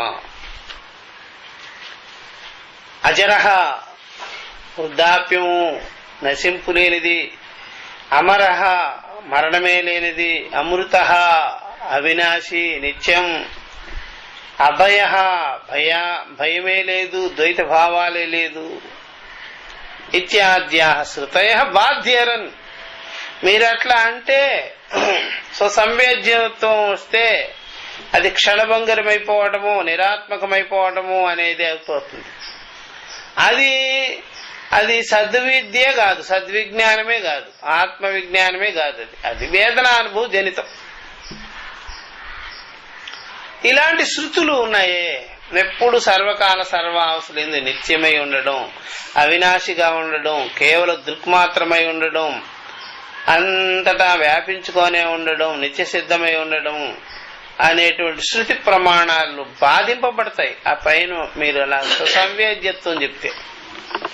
కాబట్టి ఆత్మయందు సుసంవేద్యత్వం అనేటువంటిదే లేదు, సుసంవేద్యత్వం ఉండరాదు. అది అంతఃకరణ పక్షమే. అది సుసంవేద్యత్వం లేదు. అది ఇలాగా నేను దానివల్ల నేను ఈ జ్ఞానం కలిగి ఉన్నాను, ఈ అనుభవం కలిగి ఉన్నాననే మాట కూడా సంభవించదు. అది చెప్పేసినారు. ఒకటి ఇప్పుడే వచ్చింది ఇక్కడ. యజ్ఞపి బౌద్ధ నా శృతిం బహుం మన్వతే. శృతిని వాళ్ళు యాక్సెప్ట్ చేయరు బౌద్ధులు. శృతి లేదు వాళ్ళకి, శృతి ప్రమాణం లేదు. అదే లేకపోవటం బట్టే ఆ విధంగా అయిపోయారు. బుద్ధుడు ఎంత చేసిన పొరపాటుకి ఎంత గతి పట్టిందో.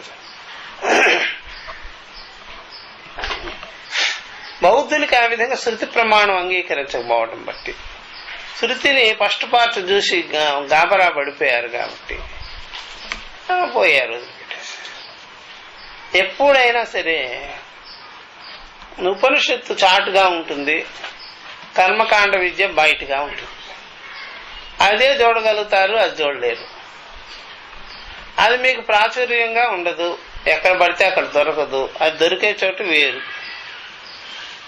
అది దొరికే చోటు వేరుగా ఉంటుంది. చూసినట్టుగా దాన్నే మీరు ఒప్పుకుంటే మాత్రం పొరపడతారు ఎవరైనా అట్లా. అందువల్ల మనకి కులగోత్రాలు, జాతి మతులు, జాతి మతము, ధర్మాలు ఇవన్నీ కూడా రైతు బజార్ లాంటివి. స్పెషల్గా దొరికే ఉంటాయి, అవేవి లేవు, అవేవి లేవు, అవి ఉట్టివే, అన్ని కల్పితమైనది, అనిత్యమైనది అనేది గోప్యం. అది గోప్య విద్య. ఇదేమో బాహ్య విద్య. బాహ్య విద్యను చూసుకొని ఉపనిషత్తు వేదానికి మీరు ఆ విధంగా చెడ్డ పేరు తీసుకొస్తే ఎట్లాగా? కాబట్టి వేదంలో చివరి భాగాలన్నీ చివరిలోనే ఉంటాయి, గోప్యంగానే ఉంటాయి. అది దొరికే చోటు వేరు, ఇది బయట దొరికేది చాలా దొరుకుతాయి. అట్లాగా బౌద్ధులు ఒప్పుకోలే. తథాపి శృతి విరోధాత్ నా ఏషాం పక్ష ఆదరణీయ. శృతికి విరోధమైన మాట కాబట్టి వాళ్ళ పక్షం సంవేద్యత్వం అనే పక్షం అనేది ఖండం చేయడం అవుతుంది, దాన్ని ఆదరించాం మనం. కాబట్టి క్షణభంగవాద అభ్యుపగమాత్ యుక్తి విరోధ. క్షణభంగవాదాన్ని మనం ఒప్పుకోం, యుక్తికి కూడా విరోధం. ఎందుకంటే క్షణభంగవాదంగానే యాక్సెప్ట్ చేస్తే ఆ చివరికి ఆత్మసత్తా అనేది, ఆత్మ అనుభవం అనేది ఎక్కడ పెట్టుకోవాలి మనం? క్షణభంగాన్ని కానీ యాక్సెప్ట్ చేస్తే, క్షణభంగాన్ని యాక్సెప్ట్ చేసినప్పుడు అంతే అన్ని భంగం అయిపోతూ ఉంటాయి కదా. అప్పుడు నిన్న చేసిన పనికి మొన్న చేసిన పనికి ఎవరు ప్రమాణం లేకుండా పోతుంది. అప్పుడు జీవితం అంతా ఏమైపోద్ది? మరి క్షణభంగవాదం అని యాక్సెప్ట్ చేయకూడదు. మరి బౌద్ధులు ఇట్ సెల్ఫ్ క్షణభంగవాదాన్ని కానీ ఒప్పుకున్నట్లయితే వాళ్ళ మఠం ఎక్కడుందో వాళ్ళకే తెలియదు. ఎప్పుడో వదిలివేసినటువంటిది, ఏ 55లో 57లోనో వదిలేసినటువంటి బౌద్ధ మఠం ఉంది కదా టిబెట్ లో, ఇంకా అది ఎప్పుడో మర్చిపోయి ఉండాలి కదా. క్షణభంగవాదం అయితే ఎప్పుడో వదిలేసుకుంటూ ఉండాలి. క్షణభంగవాదాన్ని ఒప్పుకుంటే ఎన్నో అనర్థాలు. ఇదే పరమార్థం, ఇదే జ్ఞానం, ఇదే అసలైంది. కాబట్టి దానికి సర్వానుభవుడు ఒకడున్నాడు, వాడు బుద్ధికే సాక్షిగా ఉంటాడు, మార్పులకే సాక్షిగా ఉంటాడు, క్షణం నశించిపోయే వాటికి సాక్షిగా ఉంటాడు. కాబట్టి ఆ అనుభవంతో మనం చూసినట్లయితే క్షణభంగవాదాన్ని మనం అంగీకరించవలసిన పని లేదు. అట్లా వాళ్ళకి అవన్నీ కూడా సిద్ధాంతమే. ఏది? క్షణభంగవాదం. అది బుద్ధివాదము, అది అనాత్మవాదము అని వాళ్ళు తెలుసుకోరు. ఏది? క్షణభంగవాదం. మనం దాన్ని డివైడ్ చేసేస్తాం, దేని కిందకి తీసుకొస్తాం? విషయాల వలె, ఇంద్రియాల వలె బుద్ధి కూడా క్షణభంగమే, మార్పు చేర్పులే. ఆత్మ లక్షణం మాత్రం క్షణికముగానే కాదు. అందుకనే మనకి ఎప్పుడు కూడా జ్ఞాపక శక్తి ఆత్మసత్తా మాత్రం మీదే ఉంది. మత్త స్మృతి జ్ఞానమపోహనంచ. వాళ్ళకి దారి లేదు, ఏం చెప్తారు. కాబట్టి ఈ విధంగా తెలుసుకునే వాడికి తెలివి యొక్క లోపం ఉండనే ఉండదు. అవినాశిత్వాత్ నిత్యం విభం సర్వగతం సవాయేష మహానజాత్మ అజరః అమరః అమృతః అభయః ఇత్యాద్యః శ్రుతయః బాధ్యరు. చూసారా? మృత్యోర్మా మృతంగమయ, తమసో మా జ్యోతిర్గమయ. సరే, వాటికి ఏం చెప్తారు మీరు? ఇది మంచివి, అమృతమైన పలుకులు. ఇవన్నీ బౌద్ధుల్లో స్థానం లేదు వాటికి, తెలియకపోవటం బట్టి పిచ్చి మాట. అంతేకాకుండా జన్మ జాతక కథల్ని, పూర్వజన్మల్ని మీకు క్షణభంగవాదం అయితే ఆ చెత్తంతా ఎక్కడి నుంచి వస్తుంది? దానికి కూడా అవకాశం లే. ఎందుకని? కర్మఫలం మనం అనిత్యం అని చెప్తున్నామే, ఆ కర్మఫలం సాక్ష్యం ఒక ఆత్మ యొక్క సత్తా మాత్రమే రిపీట్ అవుద్ది. దానికి కూడా ఆత్మసత్తా, కర్మఫలం లేకపోతే చేసినట్టు వెళ్ళిపోద్ది. కృత అభ్యాగమం అని అకృత అభ్యాగమం అని అయిపోద్ది. చేసింది కృత అనభ్యాగమము, చేసింది రాదు, చేయకుండా ఉండేది వస్తుంది, అయిపోద్ది. అది చాలా విపరీతం కదా. ఎవడు ఏమి చేయలేదు వాడికి వచ్చేయడం, అర్థమైందా? చెయ్యనోడికంతా రావడం, చేసిన వాడికి లేకుండా పోవడం, కర్మఫలం అయిపోద్ది. అందువల్ల ఆత్మశూన్యమైతే ఇదే జరిగేది. ఆత్మశూన్యమైతే అదే జరిగేది. పైన ఒక లీడర్ లేడు అనుకోండి, ఎవరికి పడితే వాళ్ళకి. పైన ఒక లీడర్ ఉన్నాడు అనుకోండి, ఎవడు ఎంత చేశాడో వాడికి తెలిసిపోతూ ఉంటుంది. ఆ దృష్టిలోనే అంత శాసనం వచ్చేస్తుంది. అది ఆత్మసత్యం, బ్రహ్మసత్యం అనేది, పరమాత్మ సత్యం అనేది. అందుకనే చేసిన వాళ్ళకే వస్తుంది, చేయని వాళ్ళకి ఏమి రాదు. అట్లా కాబట్టి ఈ ప్రకారం యత్ పునః ప్రతిబోధ శబ్దేన నిర్నిమిత్త బోధ ప్రతిబోధ.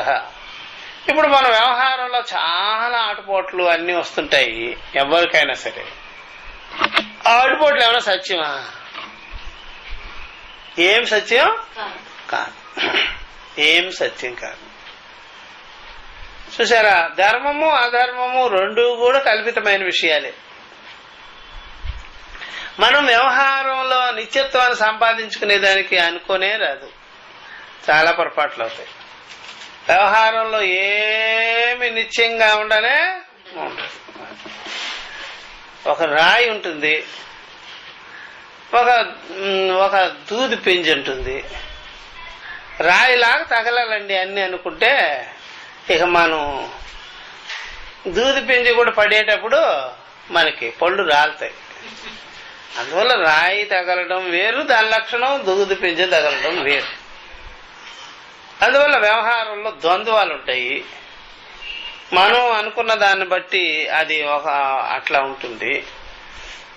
దేనికి దానికి భావాలు ఉంటాయి. దేని సత్యంగా భావించకూడదు. వస్తుంటాయి పోతుంటాయి, ఏమి పర్మనెంట్ గానే కాదు. యత్ పునః ప్రతిబోధ శబ్దేన నిర్నిమిత్త బోధ ప్రతిబోధ యథా సుప్తస్య ఇది అర్థం పరికల్పయంతే. ఇంతవరకు చెప్పుకుంటాం మనం. యత్ పునః ప్రతిబోధ శబ్దేన నిర్నిమిత్త బోధ ప్రతిబోధ యథా సుప్తస్య ఇది అర్థం పరికల్పయంతే.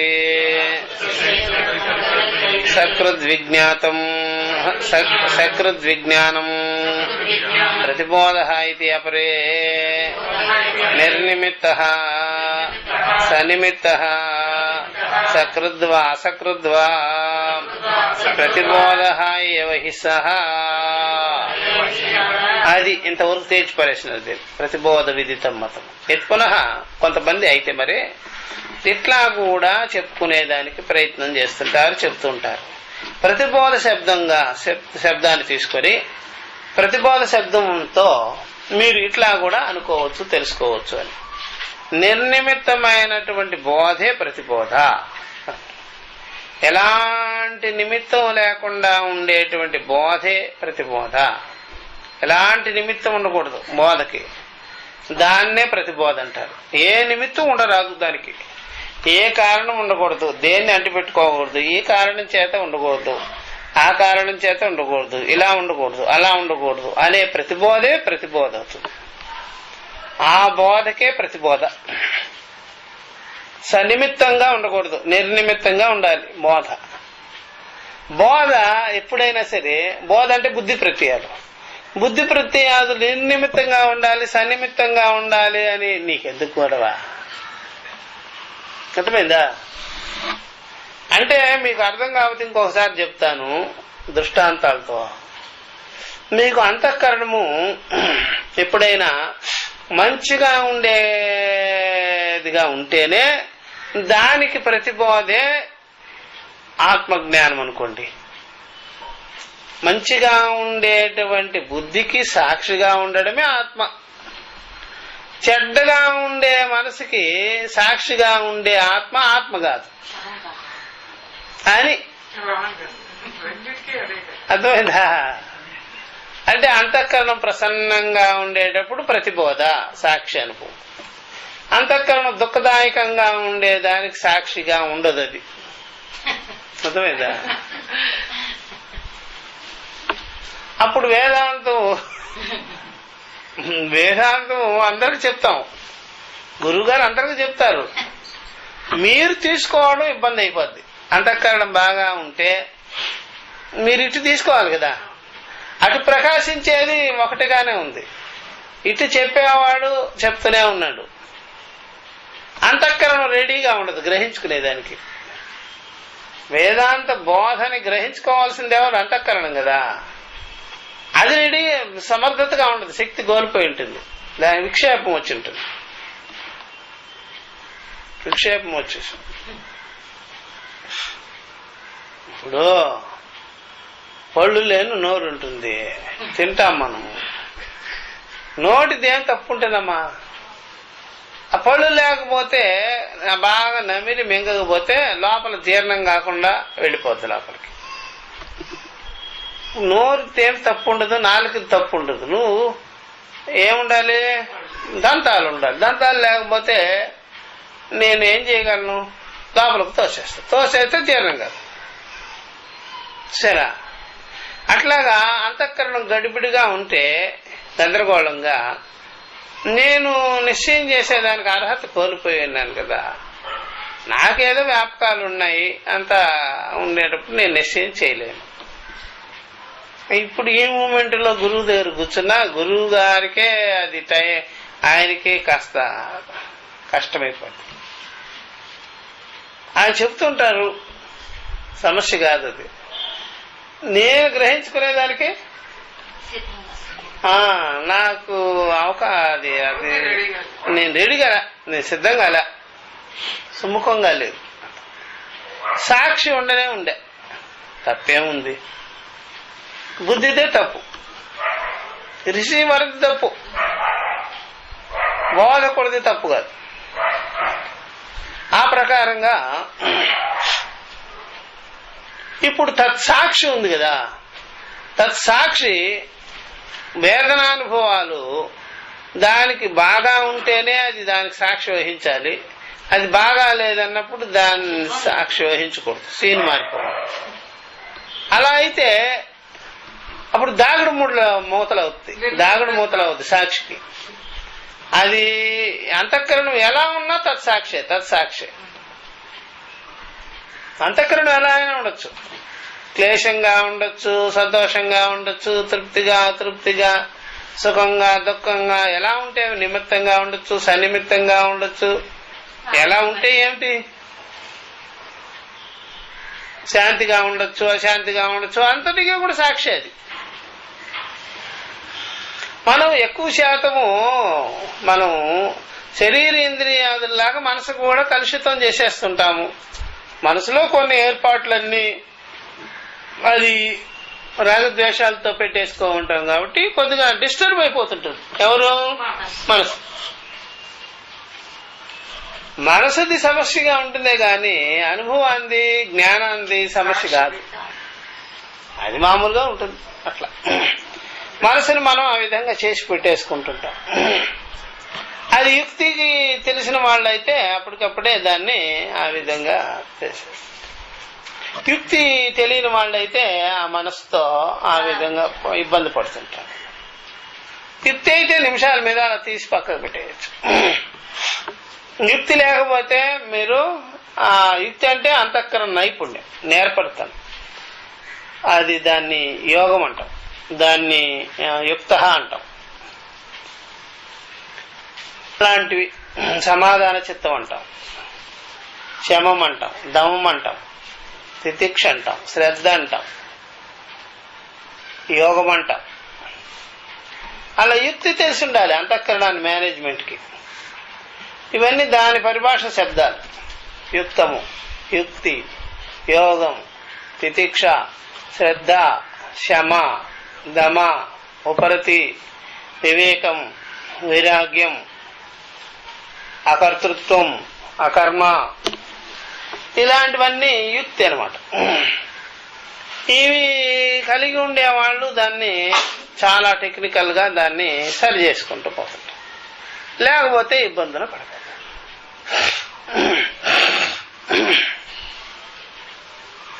ఈ ప్రకారంగా బాగా తెలుసుకోవాలి. ఇలాగా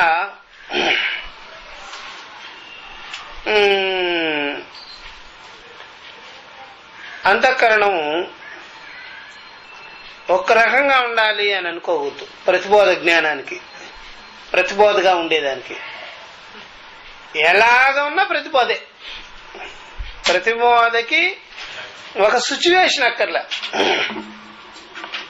మీరు వ్యవహారం చేసేటప్పుడు అంతఃకరణానికి ఒక సిచ్యువేషన్ ఉండొచ్చు, ఉండకపోవచ్చు. ప్రతిబోధ జ్ఞానానికి, ప్రతిబోధ అనుభవానికి సిచ్యువేషన్తో, సమయ సందర్భాలతో, పరిస్థితులతో, అంతఃకరణంతో అలాగా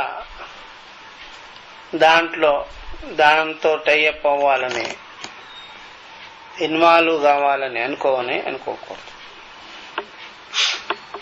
కాబట్టి దేర్ఫోర్ ప్రతిబోధ అట్లాగా అనుకోవద్దు. నిర్నిమిత్తంగానే ఉండాలి బోధ. దానికి ప్రతిబోధ ఉంటుంది. యథా సుప్తస్య ఇత్యర్థం పరికల్ప్యంతి. సుషుప్తి ఇలాగ కాముగా ఉంటుంది, నిశ్శబ్దంగా, అకర్మగా, నిరాకారంగా, నిరతిశయంగా, సైలెంట్, అవ్యక్తంగా, అణిగిపోయి అప్పుడు ప్రతిబోధ ఉంటుంది కదా. అట్లాగే ఇప్పుడు కూడా ప్రతిబోధ అంతఃకరణం కామ్గా అయిపోవాలి. అప్పుడే ప్రతిబోధని మీరు కనుక్కోవచ్చు. లేకపోతే ప్రతిబోధ ఉంటుంది. అర్థమైందా? కాబట్టి ఎవరన్నా ఇళ్లల్లో ఇంట్లో గొడవలు జరుగుతుంటే లైట్లు ఆరిపోతుంటాయట. ఎందుకు? స్విచ్లు ఆపకుండానే గొడవ జరిగినప్పుడల్లా ఇదేమో లైట్లు అయ్యంటే, నేను ప్రకాశంగా ఉండాలంటే సైలెంట్ గా ఉండాలి మీరు. అప్పుడు వీళ్ళు అరుచుకునేటప్పటికి ఆఫ్ అయిపోతాయి దానికి. అప్పుడు దాని లాజిక్ ఏంటంటే, మీరు సైలెంట్ గా ఉంటే నేను వెలుగుతా ప్రకాశం, సైలెంట్నెస్ లేకపోతే ఆరిపోతా. మేము సైలెంట్ గా ఉన్నామో లేదా అని చెప్పేది, నువ్వు లైట్ కావద్దా? అప్పుడు ఎవరి దగ్గరికి పోవాలి అని అడిగారట వీళ్ళు. మేము ఇలాగ గొడవ పడుతున్నాము అని తెలుసుకునేదానికి ఒక లైట్ కావద్దా? అప్పుడు ఎవరి దగ్గరికి పోవాలి మేము? ఏమో అని చెప్పినట్టుంటుంది. కాబట్టి ఏదైనా జరుగుతుంటే చూపించేది కావాలి కదా. అదేమో పలాయనం అయిపోయింది. ఎందుకు అది కూడా భయపడిపోయిందో ఏమో. అలాగా అంతఃకరణ ధర్మాలు గడిబిడిగా ఉంటే ఒక చూపించేది ఉండాలి కదా. అది చూపించకపోతే ఎవడు చూస్తాడు? మా తాత ముత్తాత ఏమన్నా చూస్తాడా? అందువల్ల అంతఃకరణ లక్షణాలను చూపించాలి కదా. చూపించి అంతఃకరణానికి వివేకం కలిగించాలి కదా. సైలెంట్ ఎందుకు అనవసరంగా ఎగురుతావు, ముందుకు పోతావు, సైలెంట్ అని చెప్పేది ఒకటి ఉండాలి కదా. ఆ సాక్షిత్వం మనలో లేకపోతే, ఆ జ్ఞానం, స్థిరమైన జ్ఞానం, స్థిరమైన అనుభవం, స్థిరానుభవం లేకపోతే ఎవరిని పట్టుకోవాలి మేము? అట్లా అయిపోద్ది. అందులో సుషుప్తిలా మెయింటైన్ చేయాలంటే, అప్పుడు సాక్షిత్వం ఉంటుంది అంటే ఇక మన పని అయినట్టే. సాక్షిత్వం అంటే ఎంత గజిబిజిగా ఉన్నా సరే చూపించాలి. అది సాక్షిత్వం మిస్సింగ్ అయిపోతుంటే ఎట్లాగ సార్? అది ఏమిటి? ఇది సరైన విషయం కాదు. అట్లా ఇది కూడా అయమపి కస్య వాద ఇది నా విజ్ఞేతి. ఇది కూడా ఎవరిదో ఈ వాదం, పిచ్చివాదం తీసుకొచ్చి పెట్టేసినారు అని శంకర అంటున్నారు. అసంప్రజ్ఞాత సమాధివాదినాం ఇది అని అంటే యోగులు అనమాట. అసంప్రజ్ఞాత సమాధివాది. అసంప్రజ్ఞాతం అంటే ఆ సంప్రజ్ఞానం కూడా ఉండకూడదట. సంప్రజ్ఞానం ఉన్నా సరే సాక్షిత్వం ఉండదట. అసంప్రజ్ఞానం ఉండాలట. అంటే సుషుప్తిని చూపించింది. అందుకనే సుషుప్తి లాగా ఉంటే నువ్వు చూసేది ఏముంది అక్కడ? సైలెంట్ గా ఉన్నప్పుడు నేను ప్రకాశిస్తా, ఎవ్వరు లేనప్పుడు ప్రకాశిస్తా, మిగిలినప్పుడేమో ప్రకాశించలేను, నా వల్ల కాదు అనుకుంటే ఇది పెద్ద దారుణంగా ఉంది. అట్లాగా గందరగోళ స్థితి ఉన్నప్పుడే, ద్వైత విషయాలు ఉన్నప్పుడే, చిరాకు చీకాకులు ఉన్నప్పుడే సాక్షిత్వం ఉండాలి. లేకపోతే ఏమిటి సార్ అట్లా ఇలాగ పరికల్పన చేస్తారు కొంతమంది. ఇది కూడా ఫాల్సే, ఇది కూడా సరైనది కాదు. సకృత్ విజ్ఞానం ప్రతిబోధ ఇది అపరే.